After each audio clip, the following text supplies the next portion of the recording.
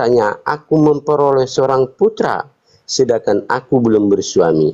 Nah, di sini, di ayat yang kedua ini yang saya temukan, di dalam Maryam 19 tadi, dalam Lukas 1 ayat 34, bahwa Yesus yang di dalam Al-Quran, di dalam Alkitab, dan Isa yang di dalam Al-Quran, ibu mereka yang sama-sama mengatakan bahwa firman Tuhan itu, mereka itu juga sama-sama tidak bersuami.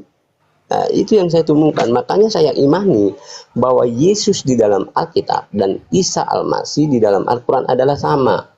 Cuman yang menjadi pertanyaan bagi saya, kenapa Allah memberikan Nabi Isa dikandung? Apa pekerjaannya? Apakah tidak ada pekerjaan Nabi Isa yang dikerjakan di dunia ini sehingga dengan kuasa Roh Kudus dia dikandung dalam Maryam?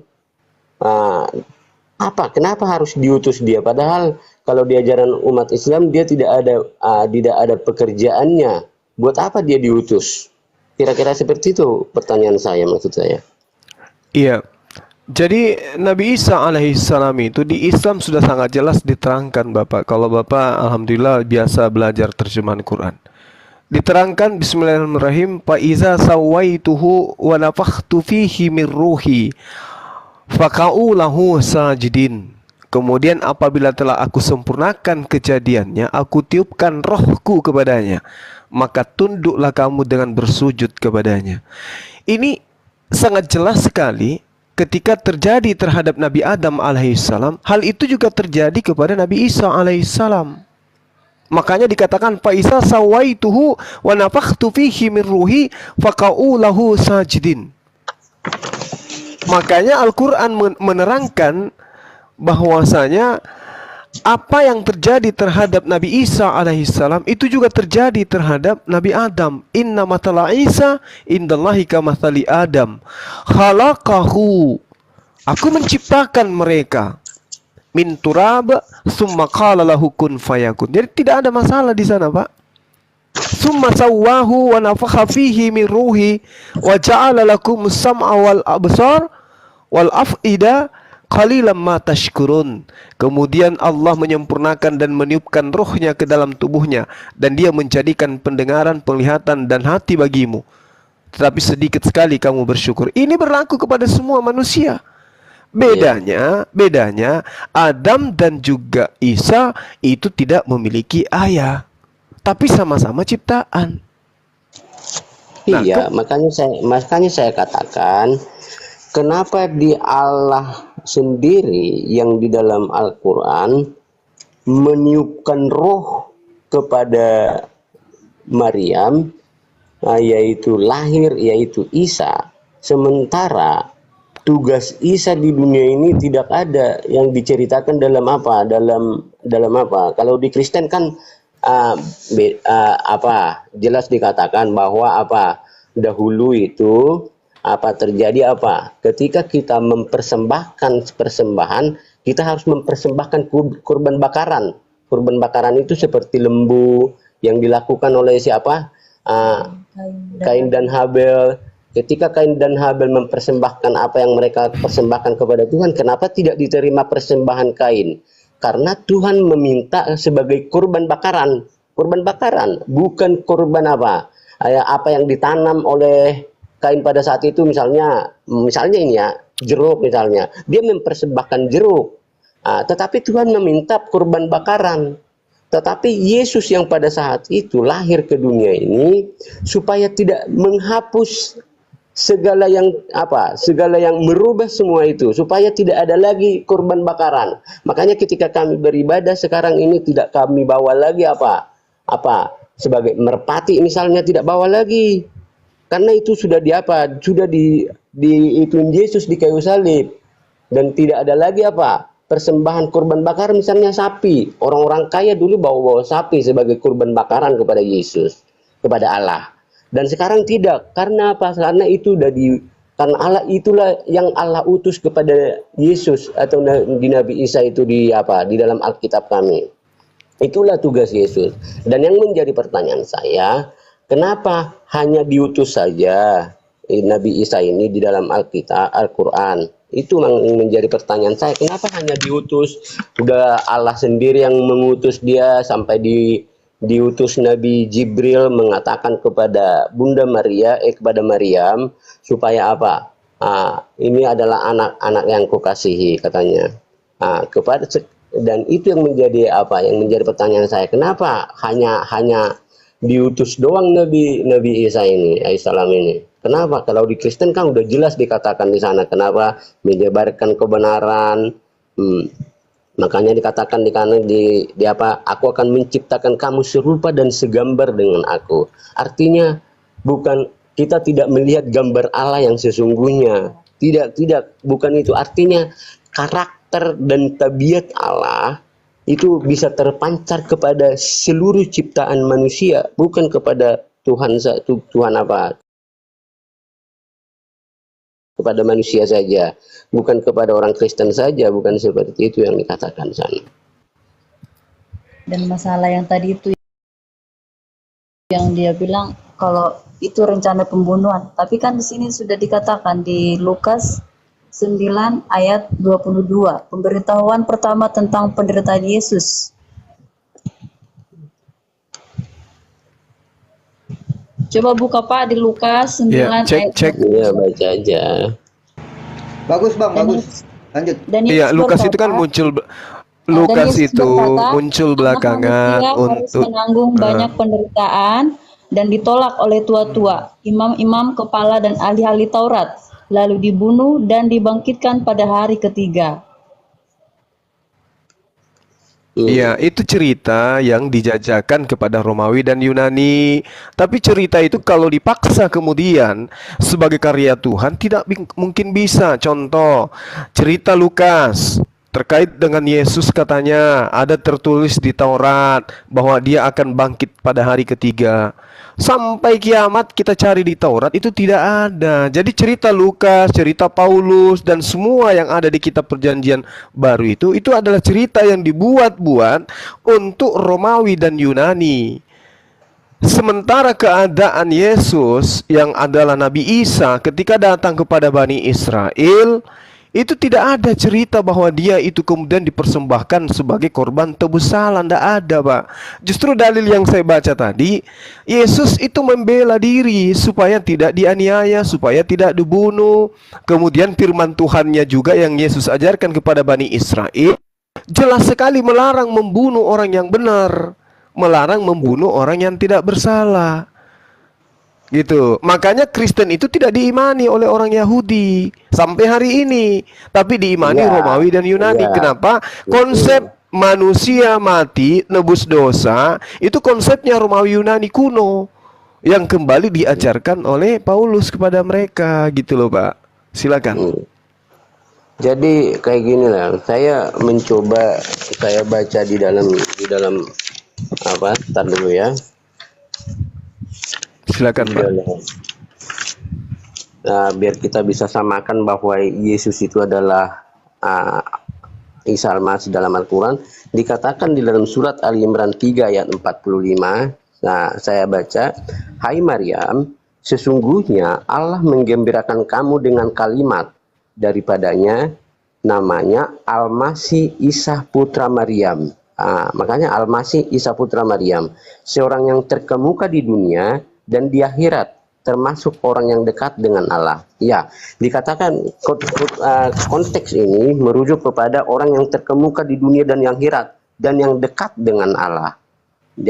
Jadi ketika kita mengatakan bahwa bagaimana orang yang dekat dengan Allah itu ya, kita bisa melihat bahwa kayak di Kristen, Yesus disalib, mati dan dibangkitkan kembali, itu adalah apa? Itu adalah satu tujuan bagi kami orang-orang Kristen, bahwa apa yang tertulis di dalam Alkitab dan tertulis di dalam Al-Quran, bahwa kami sepakat, bahwa kami orang-orang Kristen sepakat bahwa Yesus itu benar-benar diutus.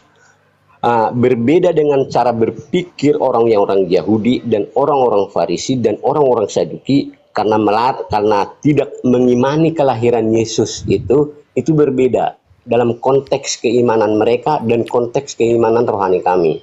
karena saya sudah jabarkan tadi, bahwa karena ada apa, ahli-ahli Taurat, ahli-ahli Alkitab yang apa, yang mengatakan bahwa hati-hati, bahwa itu Yesus palsu akan muncul, karena itu yang terjadi, gitu. Iya. Jadi kalau di saudara-saudaraku orang Islam itu, arti mutawafiika itu apa itu? Iya, baik. Jadi gini, Mbak. Ketika diterangkan dalam Al-Quran, Isqalatil malaikatu ya Maryam, innallaha yubashiruki bikalimatim minhu. Lalu dikatakan namanya adalah Al-Masih, Isa putra Maryam. Iya. Ya, jelas di sana ketika Anda mengatakan bahwasanya Nabi Isa alaihissalam itu adalah orang yang terkemuka di dunia dan di akhirat. Lalu dikatakan minal muqarrabin, orang yang didekatkan, salah satu dari antara beberapa orang yang didekatkan kepada Allah. Sebenarnya bagi kami ini adalah satu hal yang paling benar ini, bahwa dia terkemuka di dunia dan di akhirat itu tidak bermasalah.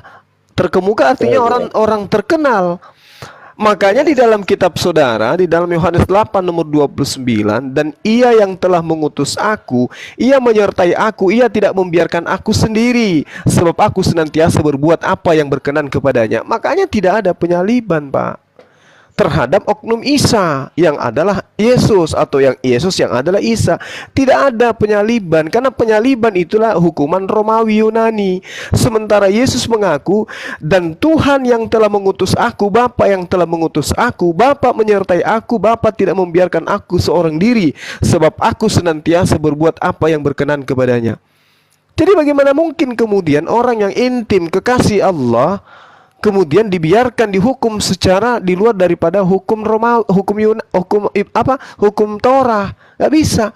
Makanya diperintahkan jangan kau membunuh orang yang tidak bersalah.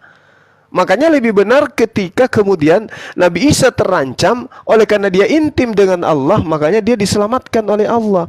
Yohanes 14:31, tetapi supaya dunia tahu bahwa aku mengasihi Bapa dan bahwa aku melakukan segala sesuatu yang diperintahkan Bapa kepadaku. Bangunlah, mari kita pergi dari sini. Jadi Yesus itu adalah orang yang taat. Yohanes 11:12, tetapi sekarang pun aku tahu bahwa Allah akan memberikan kepadamu segala sesuatu yang kau minta kepadanya. Jadi ketika Nabi Isa alaihissalam itu minta apapun kepada Tuhannya, maka dia akan dikabulkan. Apa yang dia minta kepada Tuhannya, dia akan dikabulkan.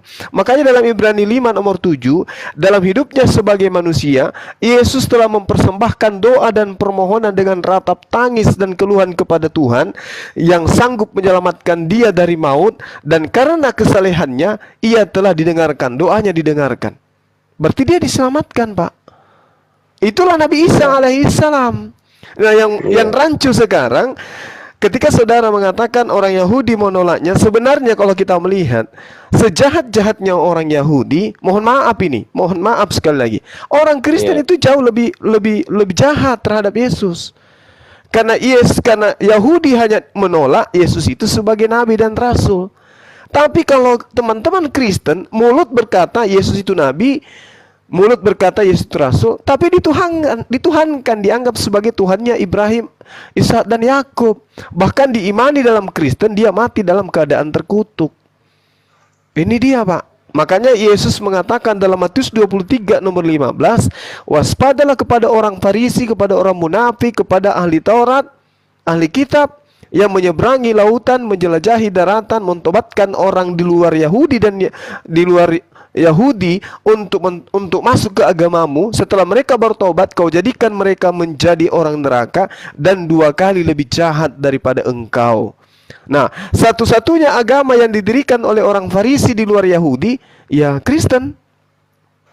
Tidak ada agama lain. Dan Yesus nubuatkan bahwa mereka adalah orang neraka dan 2 kali lebih jahat daripada ahli Taurat itu sendiri. Nah, makanya kalau kita cari di mana pembenarannya, penyaliban terhadap orang benar di dalam kitabnya Musa, ternyata tidak ada. Yang ada di dalam Ulangan 21, 22, 23 itu adalah penjahat yang harus dihukum. Cara penghukumannya digantung di pohon. Itu orang jahat, Pak. Nah, sekarang masalahnya Yesus ini orang jahat atau bukan?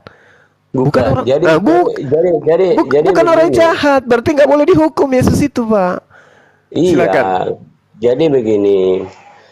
Jadi pada zaman orang-orang Farisi, salib itu adalah kalau dihukum itu yang paling terkutuk itu adalah salib. Makanya dikatakan Yesus itu terkutuk karena dia disalib. Karena kan saya udah ceritakan tadi. Karena ahli-ahli Taurat ini yang mengatakan bahwa Yesus itu tidak anak Allah yang sesungguhnya. Tetapi coba saya minta kejujuran dari saudara lah. Arti kata muta wa fiika itu apa? Anda dapatkan dari ayat mana dulu? Karena kita harus ambil dari satu ayat, Pak. Oke, surat Ali Imran, saya baca ya. Surat Ali Imran 3 ayat 55 dikatakan di sana, "Hai Isa, aku akan mewafatkanmu dan mengangkat derajatmu di sisiku dan mensucikan engkau dan menjadikan pengikut-pengikutmu di atas mereka yang kafir hingga hari kiamat." Jadi dikatakan di sana mewafatkanmu. Jadi muta wa fiika. Kalau bahasa Arab muta wa fiika kan diwafatkan. Jadi proses wafatnya Isa itu bagaimana proses wafatnya Isa itu di dalam Al-Qur'an?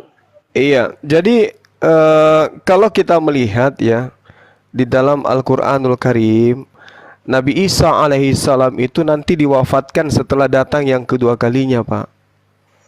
Itu yang perlu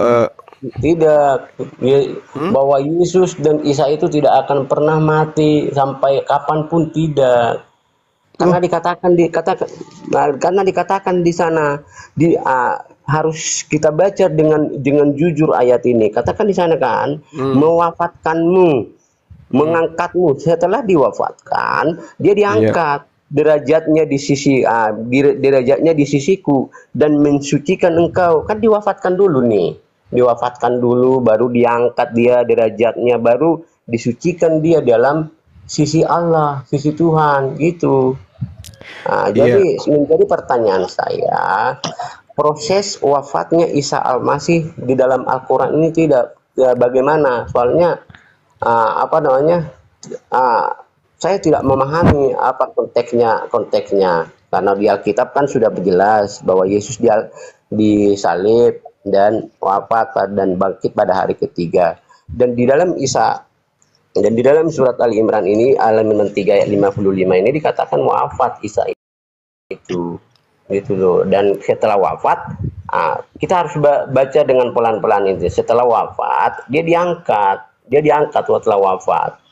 Makanya saya bilang tadi, apa arti mutawaffi? Nggak ada di situ wafat, Pak. Nggak ada wafat di situ. Mohon Nggak ada maaf. wafat. Kalau arti mutawaffika apa? Diangkat, bukan wafat, diangkat. Enggak arti mutawaffiika itu apa? Jadi gini Pak. Kita ambil aja akar katanya, Pak ya. Akar kata daripada mutawaffika itu berasal dari akar kata wafaya. Artinya wafaya fi aufa. Memenuhi, memelihara, menyelesaikan, melaksanakan, membereskan, melunasi atau mencukupi. Tawaffa tawaf itu artinya pergi atau berakhir atau berlalu. Gitu. Jadi bukan dalam perspektif pembunuhan atau dimatikan, enggak. Nah, sama ketika Al-Qur'an juga menjelaskan wassalamu alayya yauma wulidtu wa yauma amutu wa yauma ab'atu hayya.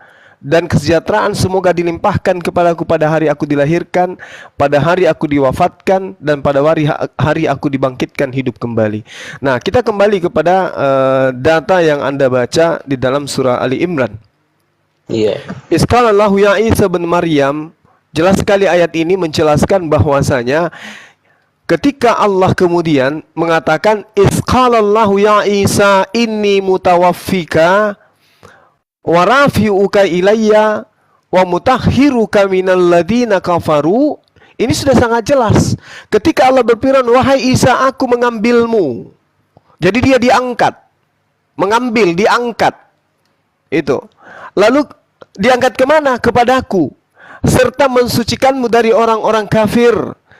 Jadi Nabi Isa alaihissalam itu kemudian dibersihkan dari orang-orang kafir yang ada pada masa itu, baik dari golongan Yahudi, Nasrani, maupun orang di luar daripada itu yang hidup di tengah-tengah mereka, dan menjadikan orang-orang yang mengikutimu di atas orang-orang kafir hingga hari kiamat. Siapa yang mengikuti Nabi Isa alaihissalam? Pengikutnya, bukan orang yang ingkar terhadap dia. Pengikutnya itu adalah mereka yang kemudian tidak berkongkoh menjadi Kristen. Kalau Kristen ini bukan pengikut, pentuhan. Yang disebut pengikut itu adalah mereka yang kemudian menerima hikmat Injil pengajaran Isa alaihissalam, yaitu menyembah hanya kepada Allah dan beriman kepada Isa atau Yesus sebagai utusan Allah. Sementara Yahudi adalah golongan yang menolak dia sebagai nabi, menolak dia sebagai Al-Masih, menolak dia sebagai Rasul. Sedangkan Kristen adalah golongan yang muncul belakangan menurut ajaran Farisi, Yesus itu, Isa itu Tuhan, dan diaminkan oleh Kristen. Jadi dua golongan ini berbeda. Satu golongan menolak Yesus sebagai utusan Tuhan, satu golongan menerima Yesus sebagai Tuhan. Jadi nggak ada yang nyambung. Jadi orang yang disucikan di sini adalah pengikutnya awal mula, yaitu Hawariyun. Lalu orang menjadikan orang-orang yang mengikuti dia di atas orang-orang kafir hingga hari kiamat. Lalu kemudian Allah mengatakan, kemudian kepadaku engkau kembali, lalu aku beri keputusan tentang apa yang kamu perselisihkan. Apa yang diperselisihkan? Isa itu Tuhan atau Isa itu utusan Tuhan. Dan sampai hari ini itu masih berselisih. Dan Al-Quran ini tidak bisa goyang, tidak bisa dibantah kebenarannya, Pak. Ya. Itu dia permasalahannya.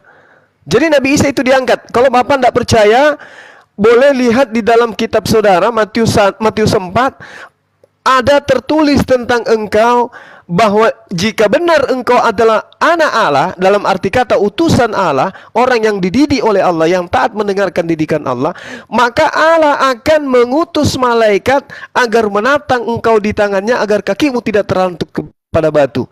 Ternyata betul ada tertulis, Pak. Di mana? Di Mazmur 91 tentang anak Tuhan.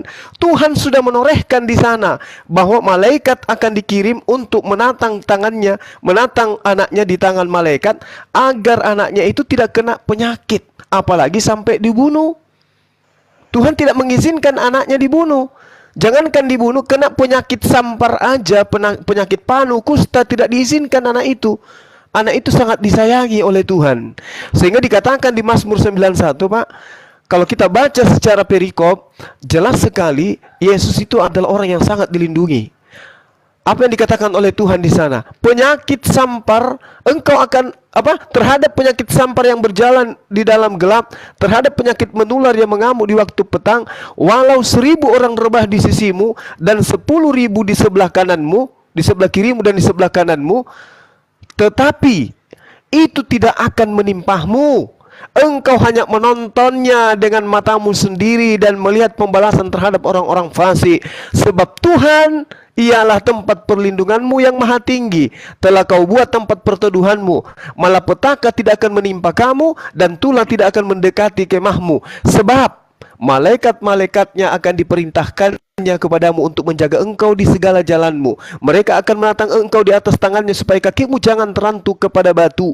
Singa dan ular tedung akan kau langkahi. Engkau akan menginjak anak singa dan ular naga. Sungguh hatinya melekat kepadamu, maka aku meluputkannya. Aku akan membentengimu sebab engkau mengenal namaku. Bila ia berseru kepada aku akan menjawab. Aku akan menyertai dia dalam kesesakan. Aku akan meluputkannya dan memuliakannya. Dengan panjang umur akan kukenyangkan dia dan akan kuperlihatkan kepadanya keselamatan daripadaku. Ini sesuai dengan Al-Quran. Nabi Isa tidak disalibkan, dia diangkat ke atas.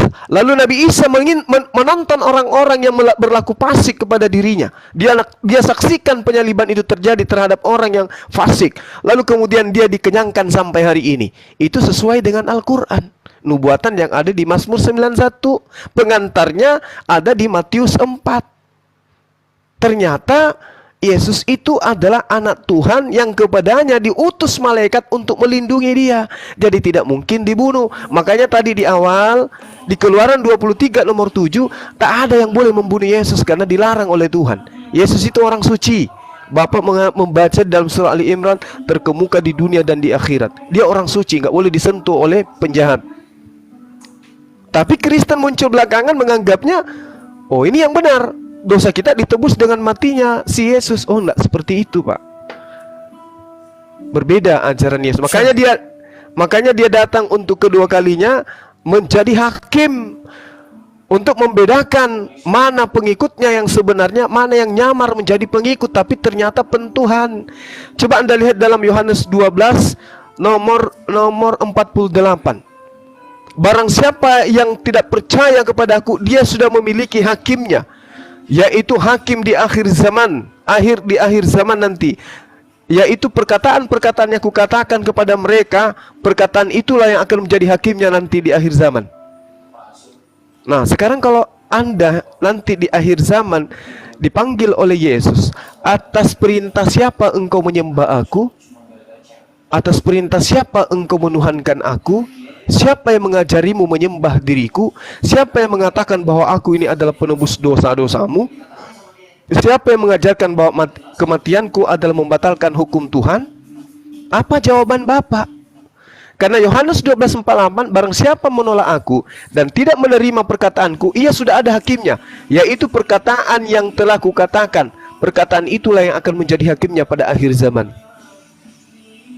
Nah, ini bahaya ini, Pak. Itulah Yesus datang kedua kalinya untuk memisahkan antara pengikutnya dan yang nyamar-nyamar jadi pengikut. Nah, ini kita tidak tahu.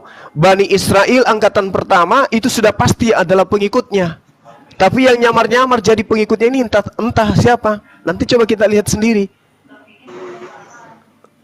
Seperti itu, Pak. Jadi bukan saya sok tahu, tapi ini saya korelasikan dengan Al-Quran. Silakan. Shalom. Ya, jadi, Assalamualaikum. Boleh saya tanggapi? boleh. Waalaikum. Oke. Silakan. Saya hanya mau menanggapi, ya saya sudah dengar pernyataan-pernyataan dari Bro Suma Bang, bahwa pengikut salib mic-nya itu, suaranya deketin, mic-nya suaranya. bahwa salib itu ada ketika pemerintahan Romawi. Brother, penyaliban itu sudah ada sejak zaman Musa atau Firaun. Kita bisa baca itu di dalam Al-Quran, Al-Araf 124. Ya. Kemudian kita juga bisa baca di Al-Quran surah 5 ayat 33. Jadi penyaliban itu sudah ada. Kemudian berbicara tentang penyaliban itu adalah tentunya karya Tuhan sendiri.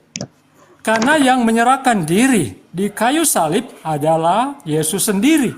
Itu kita bisa baca di dalam Matius 26 ayat 28. Yang berbunyi sebagai berikut.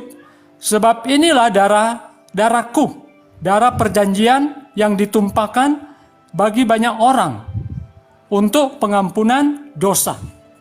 Kemudian di Matius pasal 20 ayat 28, demikian juga bunyinya, sama seperti anak manusia datang bukan untuk dilayani, melainkan untuk melayani dan untuk memberikan nyawanya menjadi tebusan bagi banyak orang. Rasul Yohanes juga demikian, ya, di dalam Yohanes pasal 10, 17 dan 18. Bapa mengasihi aku oleh karena aku memberikan nyawaku untuk menerimanya kembali. Tidak seorang pun mengambilnya daripadaku, melainkan aku memberikannya menurut kehendakku sendiri. Aku berkuasa memberikannya dan berkuasa mengambilnya kembali. Inilah tugas yang kuterima dari Bapakku. Jadi pengorbanan Yesus di kayu salib itu adalah oleh karena apa? Yesus sendiri yang menyerahkan nyawanya. Dan ini direstui oleh Bapa, yaitu Allah sendiri. Jadi ini bukan karya setan, tetapi karya dari Allah sendiri. Yaitu untuk apa? Penebusan dosa umat manusia. Ya. Jadi sekali lagi penyaliban itu sudah ada sejak zaman Musa atau zaman Firaun. Itu kita bisa baca di dalam Al-Quran Anda. Ya, itu jelas sekali. Itu penyaliban itu sudah ada. Ya, sudah ada sejak zaman Musa maupun zaman Firaun. Ya, itu terdapat di dalam surah Al-Araf 124 ya. Dikatakan di sana, pasti akan aku potong tangan dan kakimu dengan bersilang, tangan kanan dan kaki atau sebaliknya. Kemudian aku akan menyalib kamu semua. Ini adalah pernyataan Fir'aun ketika orang-orang waktu itu mengakui akan Tuhannya Musa waktu itu dan Harun. Sehingga Fir'aun marah. Dan penyalipan itu sudah ada ya sejak zaman Fir'aun dan zaman Musa.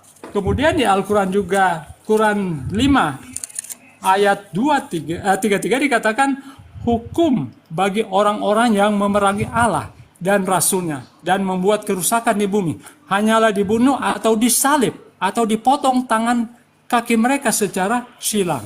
Jadi penyalipan itu juga ada di Al-Quran. Saya tidak tahu ini siapa ya yang mengikuti cara-cara ini. Apakah Allah SVT yang mengikuti Firaun atau bagaimana? Saya kira demikian, brother. Oke, baik.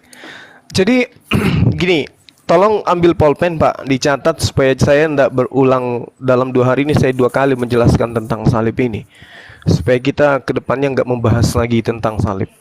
Al-Quran memang banyak menerangkan, ada beberapa ayat dalam Al-Quran yang menjelaskan tentang penyaliban. Qala amantum lahu qabla an azana lakum innahu lakabirukumul ladzina 'allamakumus sihra wala uqatti'anna aydiyakum wa arjulakum min khilaf wala usallibannakum. Ini jadi berbicara mengenai salib. Wala usallibannakum, berbicara mengenai penyaliban. Lalu dalam Al-Quran juga diterangkan, innama jasa'ul ladina yuharibuna Allah wa rasulahu wa yas'auna fil ardi fasadan aw yuqattalu aw yusallabu. Jadi berbicara mengenai salib. Nah, sekarang salib itu apa? Kita berbicara salib dulu. Salib itu berasal dari bahasa Arab, yaitu salib. Istilah ini dijumpai banyak ada beberapa dalam Al-Quran ya. Bukan banyak tapi ada beberapa dalam Al-Quran.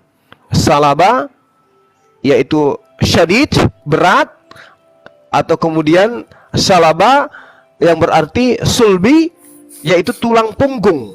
Tulang punggung, Pak. Bukan tulang lengan atau jari yang kemudian dipaku, tidak.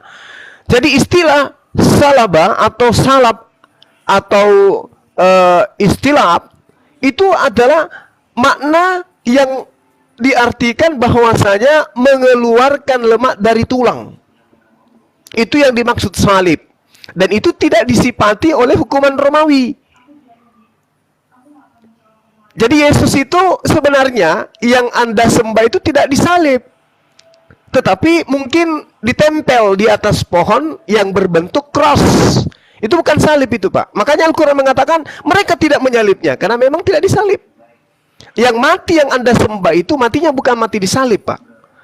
Tapi matinya ditempel di atas pohon, lalu dipaku.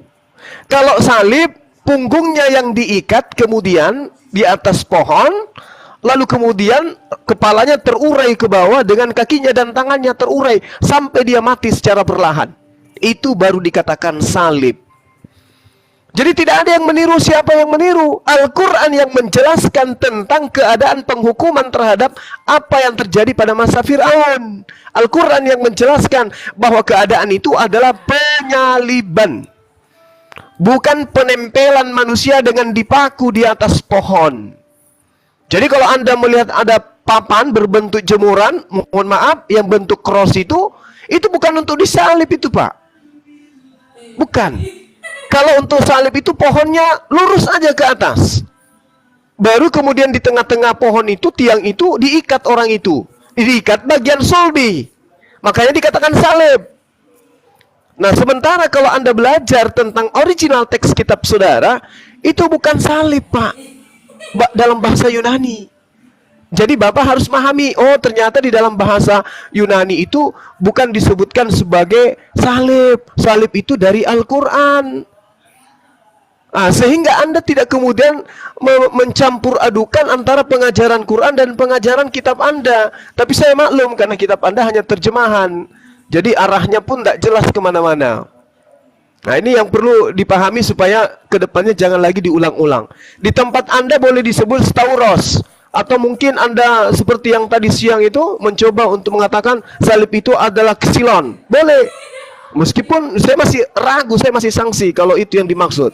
Jadi Yesus itu yang Anda tuhankan, kalau dalam agama kami orang yang diserupakan dengan Nabi Isa alaihissalam yang Anda tuhankan itu tidak disalib itu Pak. Dibunuh. Dengan cara diperlakukan seperti apa ya? Seperti dibuat seperti gambar yang kemudian dipaku di atas kayu yang berbentuk cross. Itu bukan salib itu. Sekali lagi saya katakan itu bukan salib. Itu pembunuhan dengan cara dipaku. Itu bukan salib. Kalau salib, dia tidak ada tangan disentuh. Dia cuma digantung bagian pinggul, talinya itu di bawah pusat, kemudian dililitkan ke pohon atau ke atas tiang. Itu yang disebut salib. Anda salah memahami terjemah Anda salah mengambil kata Quran untuk kemudian dipakai di dalam terjemahan kitab saudara. Nah, itu yang perlu saudara pahami. Nah, sekarang apa yang diterangkan oleh kitabnya orang Yahudi di dalam Ulangan 21 nomor 23. Maka janganlah mayatnya dibiarkan semalam-malaman pada pohon atau tiang, bukan pada salib, Pak. Karena orang Yahudi memang tidak mengenal salib. Tetapi haruslah engkau menguburkan pada hari itu juga. Sebab orang yang digantung terkutuk oleh Allah, jangan engkau menajiskan tanah yang diberikan Tuhan Elohim kepadamu menjadi milik pusakamu. Kalau Anda baca nomor 22-nya, di situ sangat jelas dikatakan bukan disalib, tetapi digantung. Itu yang harusnya dilakoni oleh hukuman yang terjadi kepada Nabi Isa. Tapi karena dia disalib, dia dibunuh saja. Makanya ada pemakuan, ada penganiayaan terhadap dia. Ulangan 21-22. Apabila seorang berbuat dosa yang sepadan dengan hukuman mati, lalu ia dihukum mati, kemudian kau gantung dia pada sebuah pohon. Nah itu, dalam bahasa Ibrani-nya disebutkan etz itu pohon. Atau kayu. Kayu itu pohon sama aja. Tapi bukan palang yang berbentuk cross, bukan seperti itu. Makanya Tuhan yang Anda sembah yang manusia digantung di salib itu bukan hukuman Yahudi itu, Pak. Itu hukuman Romawi. Jadi Tuhan Anda itu dieksekusi secara Romawi. Kenapa dieksekusi secara Romawi? Mungkin karena kalau dibunuh Yesus itu melanggar aturan Torah. Jangan kau bunuh orang yang tidak bersalah. Jangan kau bunuh orang yang benar. Itu perintahnya. Dan tidak ada kemudian data di atas kitabnya orang Yahudi yang membenarkan pembunuhan itu dianggap sebagai penebusan dosa. Malah kalau Anda jeli di dalam Matius 26 yang Anda baca tadi, tolong lanjutkan bacaannya sampai kepada nomor 59. Imam-imam kepala malah seluruh mahkamah agama pada saat itu mencari kesaksian-kesaksian palsu terhadap Yesus supaya Yesus dapat dihukum mati. Saya ulang. Imam-imam kepala malah seluruh mahkamah agama mencari kesaksian apa? Kesaksian palsu terhadap Yesus agar Yesus dapat dihukum mati. Jadi kematian Yesus itu berdasarkan kesaksian palsu. Jadi Anda mengimani sesuatu yang berasal dari kepalsuan. Kenapa palsu? Karena Yesus itu orang benar. Tidak boleh dibunuh, Pak. Dia agama kami, dia itu adalah manusia suci, terkemuka di dunia dan di akhirat. Haram hukumnya kemudian dia tersentuh oleh tangan-tangan Romawi, orang-orang kafir. Baca Mazmur 91. Silakan. Oke, jadi pengertian salib itu bukan orang yang mengeluarkan lemak ya di bagian apa? Bagian tulang sulbi, ya. Kalau salib itu dia gantung.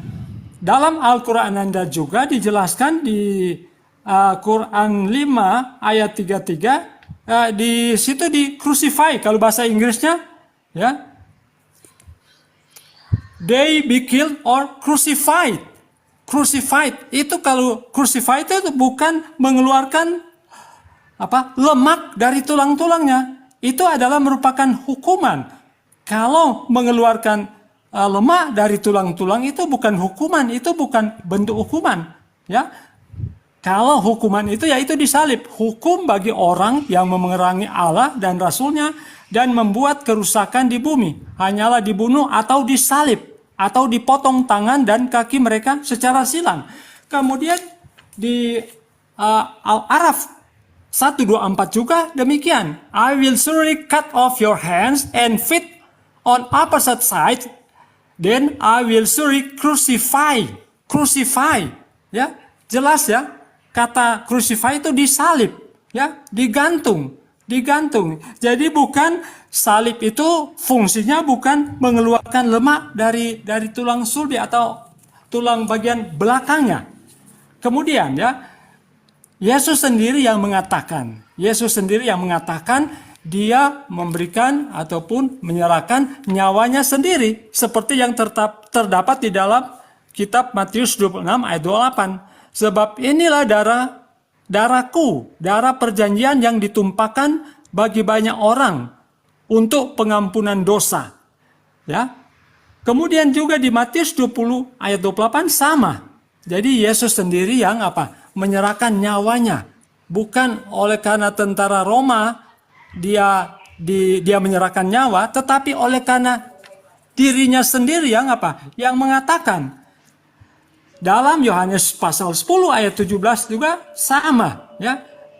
Dia menyerahkan nyawanya sendiri untuk penebusan dosa umat manusia. Jadi di sini sangat jelas sekali bahwa Yesus sendiri yang menyerahkan nyawanya, ya. Ini bukan karya setan, tetapi ini adalah karya Allah sendiri untuk penyelamatan ataupun penebusan dosa umat manusia. Saya kira demikian. Iya, baik. Jadi ketika Bapak membaca Al-Quran, kata salib di situ akar katanya salaba. Ya, salaba itu yang saya katakan tadi, bahwa bermakna daripada bermakna bahwasanya itu adalah tulang sulbi. Tulang sulbi artinya punggung. Jadi makna daripada salib ini adalah mengikat tulang sulbi, mengikat punggung di batang kayu sampai orang itu kemudian mati. Jadi dia disiksa, dihukum secara perlahan. Diikat di atas pohon ke sebatang kayu, bagian punggungnya yang diikat, Pak. Mengikat tulang sulbi, itu yang dimaksud dengan salib. Lalu kemudian kenapa dikatakan bahwasanya itu adalah mengeluarkan lemak? Karena di situ bisa diartikan dipotong tangan dan juga kaki secara bersilang. Itu yang perlu Anda pahami di dalam surah Al-Maidah ayat 33 ini. Jadi ketika kemudian Kristen mengimani Yesus salib itu adalah kayu yang berbentuk cross, itu tidak sesuai dengan apa yang dimaknai di dalam Al-Quran. Meskipun salib itu adalah batang kayu yang digunakan untuk mengeksekusi hukuman salib, hukuman ikat punggung, hukuman ikat tulang sulbi. Itu, Pak. Jadi di situ jelas ada salib, ada salib. Ya. Salib itu adalah batang kayu, salibnya itu adalah tulang punggung. Jadi tulang punggung yang kemudian diikat di sebatang kayu. Itu kenanya terhadap salib itu. Sementara kalau kaitannya terhadap cross atau palang kayu atau kayu yang mirip jemuran itu, Pak, itu tidak ada kemudian korelasinya dengan salib di dalam Al-Quran. Ini yang perlu dipahami. Dalam Al-Quran ini memang ada beberapa ayat yang menerangkan tentang salib. Tetapi kemudian ketika Al-Quran ini datang, itu menjelaskan bahwa Nabi Isa alaihissalam tidak diperlakukan seperti yang saya jelaskan. Tidak diikat kemudian di bagian punggungnya, di bagian tulang sulbinya, lalu kemudian direkatkan ke atas pohon sampai ia mati. Tidak. Tetapi Al-Quran menjelaskan orang yang diserupakan itu dibunuh. Maka pembunuhannya itu seperti yang Anda lihat. mungkin seperti yang Anda saksikan di gereja, ada kayu berbentuk silang, palang, kemudian ada orang dipaku, kemudian ada orang dipaku tangan dan kakinya dan seterusnya. Itu dibunuh itu, Pak. Itu dibunuh, itu tidak disalib itu. Itu dibunuh. Kalau disalib seperti yang saya jelaskan tadi. Agar dipahami. Jadi kalau kita melihat pembunuhan terhadap Yesus, tidak ada sedikit pun yang mendasari, baik di kitabnya orang Yahudi maupun di kitab Anda sendiri, bahwa kalau yang Anda pegang perjanjian lama itu, yang adalah perjanjian barunya orang Yahudi, tidak ditemukan adanya indikasi bahwasanya Tuhan meminta korban manusia untuk menebus salah. Tetapi munculnya kemudian ajaran itu ada setelah Nabi Isa alaihissalam itu terangkat ke langit. Makanya pada saat detik-detik Anda menceritakan dalam kitab saudara, bangkit pada hari ketiga, yang sebenarnya tidak ada satupun murid-murid Yesus yang euforia menunggu detik-detik kebangkitan Yesus dari kematian pada hari ketiga. Tidak ada itu. Bahkan Maria pada hari Minggu pagi, subuh dia pergi ke pemakaman, dia malah mencari, oh kok mayat Tuhan kami hilang, siapa yang mengambilnya? Harusnya dia tepuk tangan, alhamdulillah, haleluya, ternyata betul Tuhan kita bangkit. Tapi tidak ada, malah dia mencari mayat Tuhannya. Artinya tidak ada memang cerita-cerita Yesus yang mengatakan aku akan bangkit pada hari ketiga. Nggak ada, Pak. Makanya murid-muridnya lari semua meninggalkan dia. Cerita bangkit hari ketiga itu muncul setelah orang Farisi menjajakan itu kepada Romawi dan Yunani, tembus ke Nusantara ini. Demikian. Oke, jadi ternyata penyaliban itu sudah ada sejak Musa dan Firaun. Dan sekali lagi sebetulnya Anda tidak bisa memberikan bukti, ya, tidak ada penjelasan dalam Al-Quran bahwa orang yang disalib itu diikat punggungnya, ya, di bagian belakangnya, tidak ada. Kemudian kalau berbicara memang tentang Nabi Isa, ya, kalau saya mau bertanya, sebetulnya apa yang menyebabkan sehingga mereka mau menyalib Nabi Isa? Apa alasannya sehingga mereka mau menyalib Nabi Isa? Kalau dalam Al-Quran, ada kira-kira Anda bisa berikan penjelasan kenapa mereka mau menyalib Nabi Isa? Yang kalau menurut Al-Quranmu, ya, akhirnya diserupakan. Kira-kira apa alasannya sehingga mereka mau menyalib Nabi Isa? Ada kira-kira dalilnya? Iya. Jadi Al-Quran menjelaskan, Bismillahirrahmanirrahim, wa ma ya'tihim mir rasulin illa kanu bihi yastahzi'un. Setiap kali seorang rasul datang kepada mereka, mereka selalu mengolok-olokkan. Dan itu tadi di awal saya sudah menjelaskan, Pak, bagaimana Yeremia, bagaimana Zakaria, bagaimana Yahya. Ya, mereka semua diolok-olok, mereka semua dibunuh. Makanya dalam kitab saudara masih kemudian ada teguran dari Yesus, kalian gemar membunuh para nabi-nabi. Itu yang diterangkan oleh Al-Quran, bahwasanya orang-orang Yahudi memang keadaannya seperti itu. Mereka senantiasa menolak setiap datang utusan kepada mereka untuk menjelaskan tentang apa yang Tuhan inginkan kepada mereka, mereka marah. Jadi ketika Nabi Isa alaihissalam datang, dia diperolok-olok. Dia malah diajarkan kemudian bahwa beliau itu adalah orang yang dihasilkan dari hasil zina. Makanya muncul, bukankah engkau itu dikatakan sebagai saudara Harun? Kenapa engkau hamil? Bukankah engkau adalah saudara Harun? Itu artinya bahwasanya ketika Nabi Isa datang kepada mereka menganggap ibunya itu pesinah. Itu, Pak, yang melatar belakangi. Seorang pesinah kok bisa-bisanya mengaku dirinya sebagai Al-Masih, bisa-bisanya mengaku Mesias, bisa-bisanya mengaku sebagai utusan Tuhan.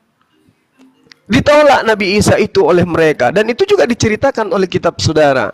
Nah, yang bermasalah sekarang adalah ketika saudara mengatakan Yesus apa sebabnya disalib? Untuk nebus dosa manusia. Padahal setelah kita terselidiki, tidak ada unsur itu baik di perjanjian barunya orang Yahudi maupun di kitab saudara. Malah di dalam Matius 26 imam-imam melakukan kesaksian-kesaksian palsu agar Yesus itu dibunuh. Benarlah Al-Quran. Wa ma yatihim mir rasulin illa kanu bihi yastahzi'un. Isa datang diolok-olok. Apa bukti pengolok-olokan? Tadi Matius 26. Mereka melakukan kongko-kongkoan atas saksi palsu mereka agar Nabi Isa itu dibunuh. Al-Quran tidak pernah goyah, Pak. Al-Quran akan selalu terang benderang. Silakan. Oke. Jadi sekali lagi ya, kenapa Yesus mau menebus dosa umat manusia? Itu pernyataannya sendiri, ya, bukan atas desakan siapa-siapa. Tadi saya sudah bacakan ayatnya. Saya mau bacakan sekali lagi, Matius 20 ayat 28. Sama seperti anak manusia datang bukan untuk dilayani, melainkan untuk melayani. Dan untuk memberikan nyawanya menjadi tebusan bagi banyak orang. Kemudian Matius 26, 28. Sebab inilah darahku, ini kata Yesus ya. Sebab inilah darahku, darah perjanjian yang ditumpahkan bagi banyak orang untuk pengampunan dosa. Sekarang saya baca juga di Yohanes 10, 17, 18. Bapa mengasihi aku, oleh karena aku memberikan nyawaku. Ya, Bapa mengasihi aku, oleh karena aku memberikan nyawaku untuk menerimanya kembali. Tidak seorang pun mengambilnya daripadaku, melainkan aku memberikannya menurut kehendakku sendiri. Aku berkuasa memberikannya dan berkuasa mengambilnya kembali. Inilah tugas yang kuterima dari Bapakku. Tadi saya belum mendapatkan jawaban ya, alasan kenapa mereka mau menyalib Yesus. Ya, coba Anda tunjukkan dalilnya, alasan sehingga mereka mau menyalibkan Yesus. Sampai saat ini saya Anda belum kemukakan alasan kenapa mereka mau menyalibkan Isa ya, Isa. Kalau di Alkitab kami jelas ya, Yesus disalibkan. Tetapi kalau di Al-Quran Anda kan diserupakan Isa. Coba Anda tunjukkan alasan yang tepat kenapa mereka mau menyalibkan Isa. Iya, baik. Silakan. Saya sudah jelaskan tadi, Pak.